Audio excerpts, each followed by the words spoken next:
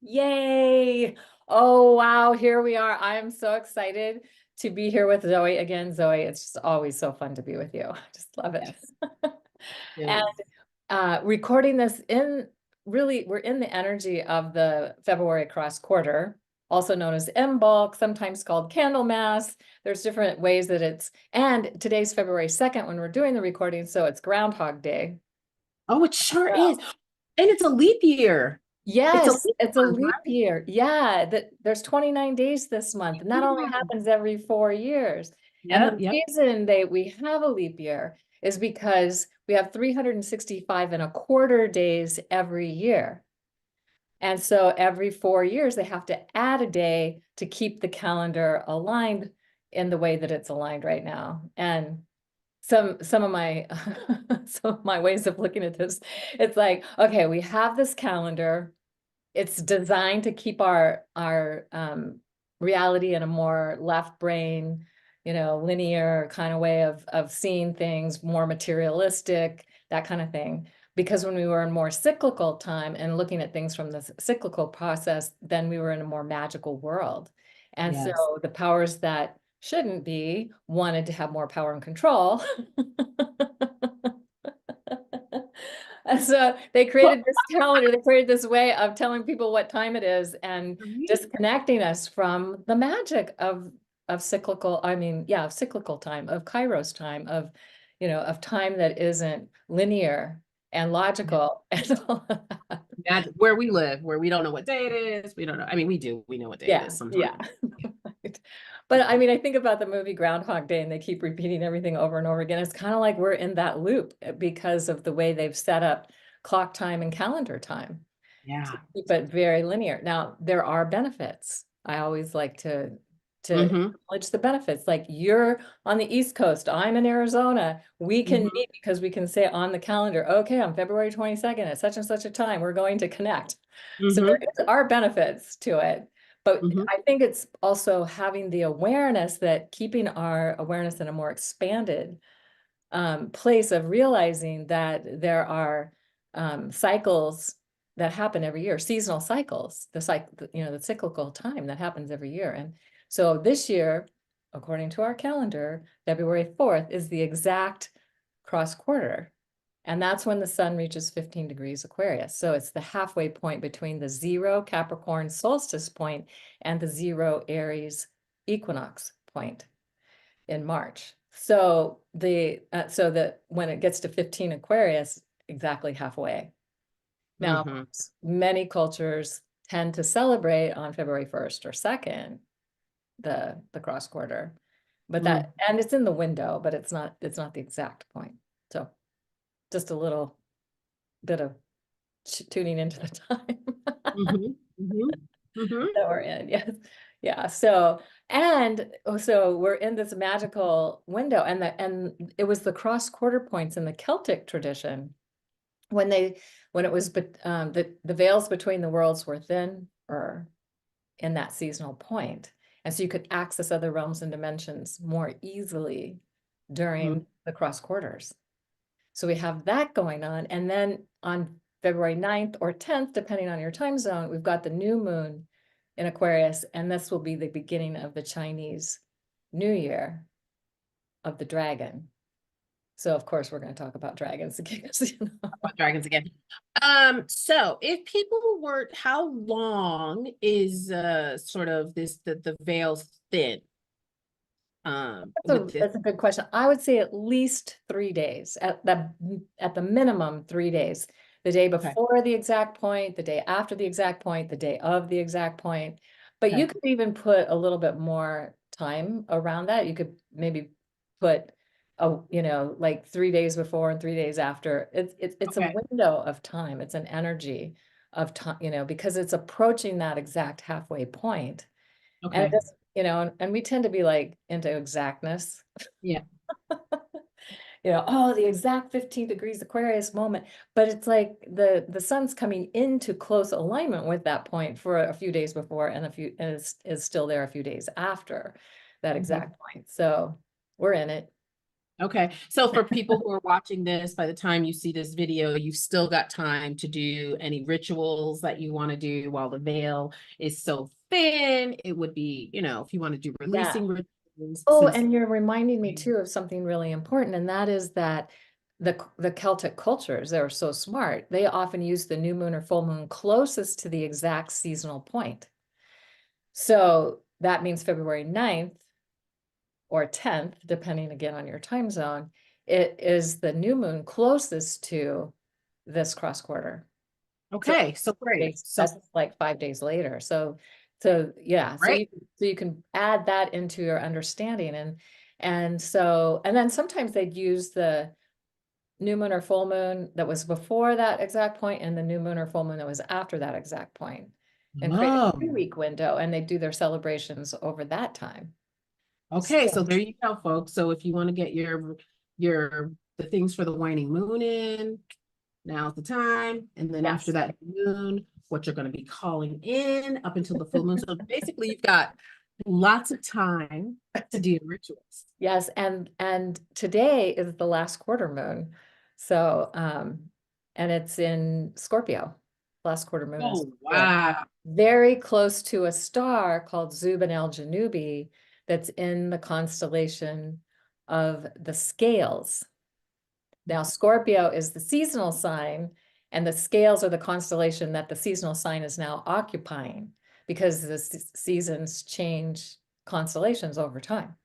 And it's very close to the cross quarter point of the um trying to, why am I just not, why did I just lose my thought about that? The November cross quarter. Oh. Yeah. Mhm, Ah. mhm, mhm, Samhain, there it is, Samhain. Yeah. mhm. So we have this last quarter moon that's very close to that point, with the sun getting very close to the exact cross quarter point. It's kind of this, it's a big day today.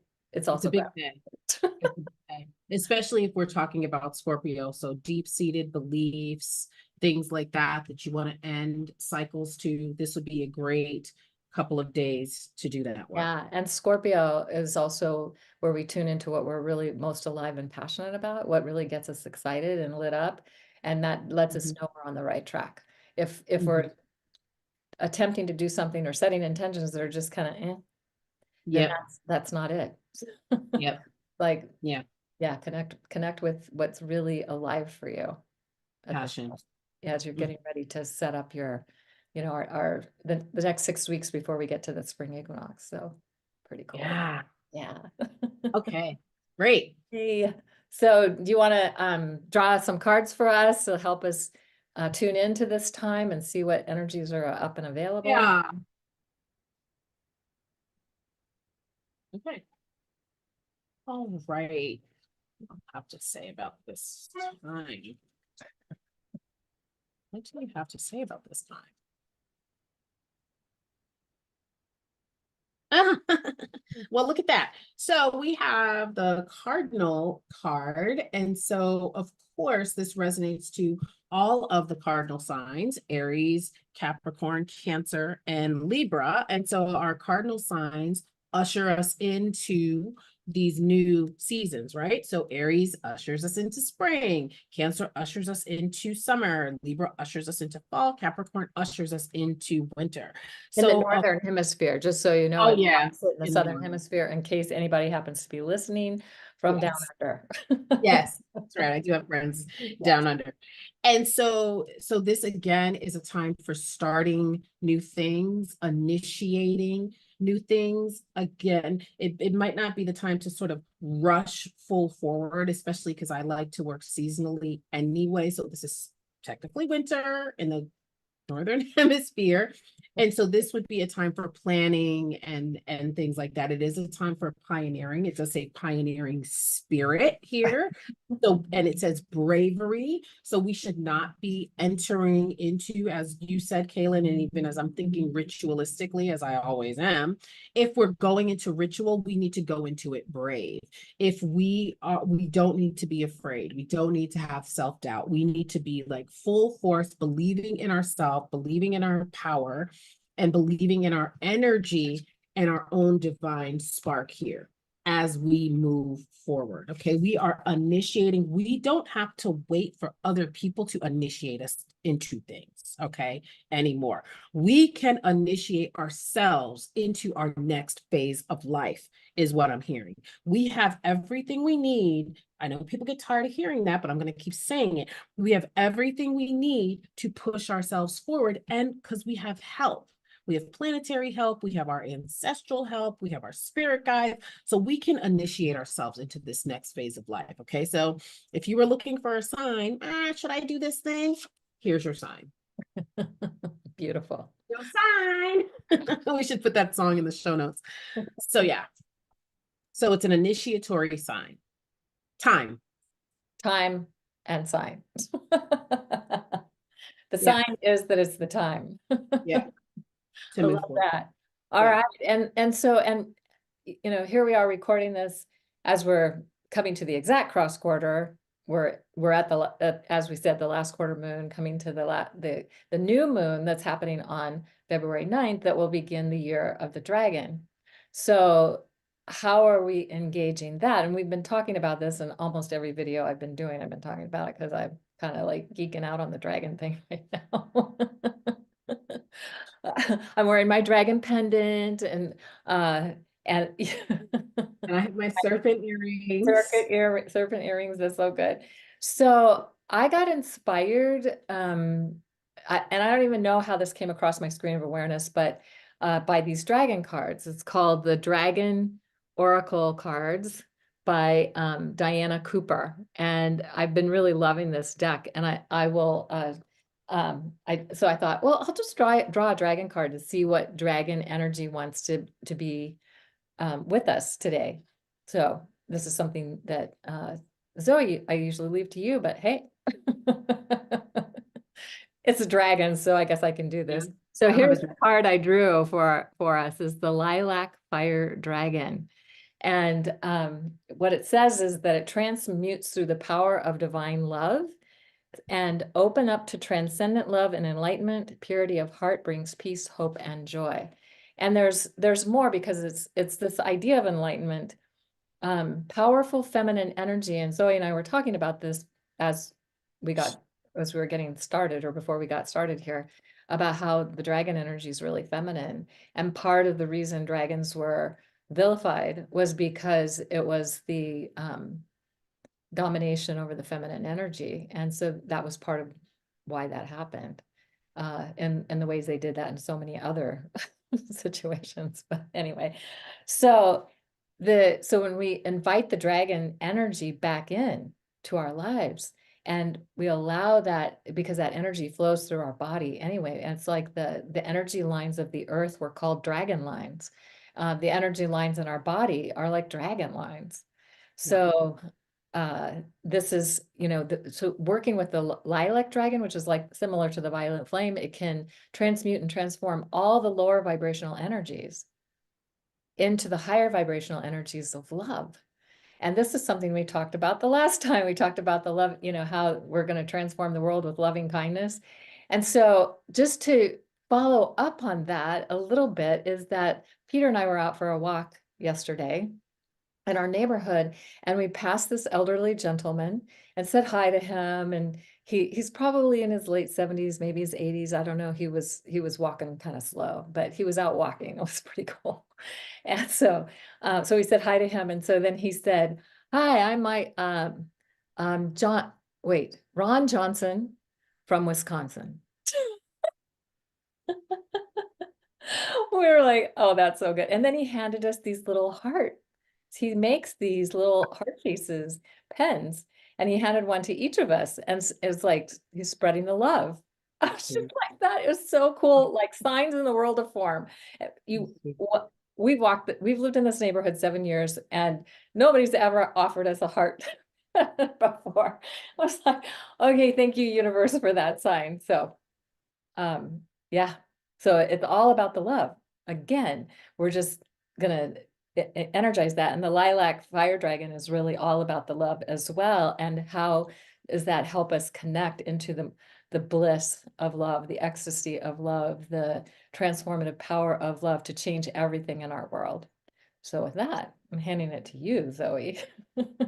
So one thing that's striking to me as I pulled another card for how we can interact, and again, I'm going to just use the words initiate the dragon energy in our life. So we got release here. Beautiful. What are the things that we've been carrying? Again, we are still in this waning moon phase. So this is a great time to do ritual around releasing. What are the things that we've been just like carrying around? And we have two hands here, right? Well, Oh, yeah. three.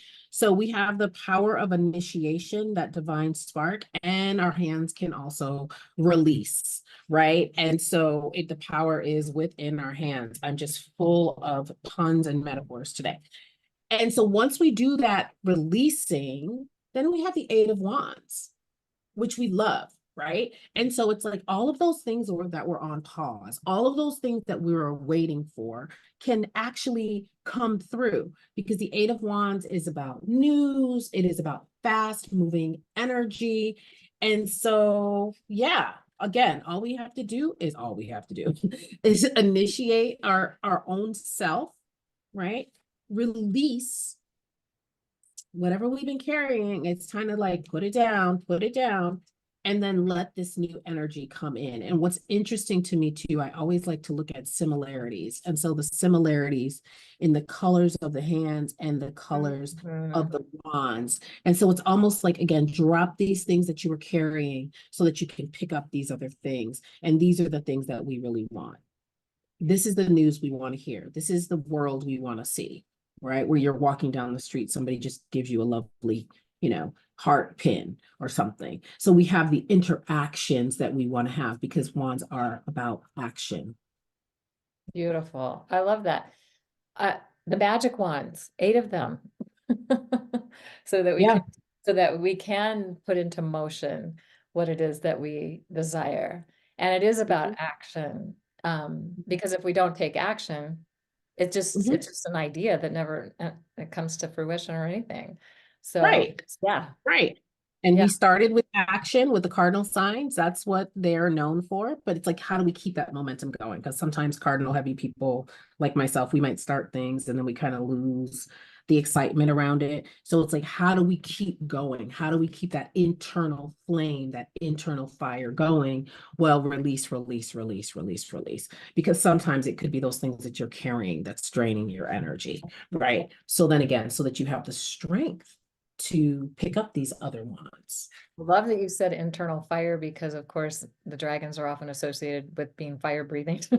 Yes, exactly. And there's water dragons and earth dragons and there's all kinds of dragons. So, but fire is the action element. It's the one that's about taking action and following through on something. So I love this. All right. I just want to say, from what Diane Cooper says in her Dragon Oracle, she says, the dragons are waiting to support you in your life, assist your spiritual growth, and eliminate your ascension path. They're waiting to support you in your spiritual growth and to illuminate your ascension path. That is just like, and because dragons have been kind of mythically more challenging, I think there's more stories coming out nowadays. One of my favorite, because my little kid just inside of me just loves this, was when the movie came out, How to Train Your Dragon, and then they did the TV series on the Race to the Edge with the dragon riders, the ones that learned how to train their dragons, and all of that.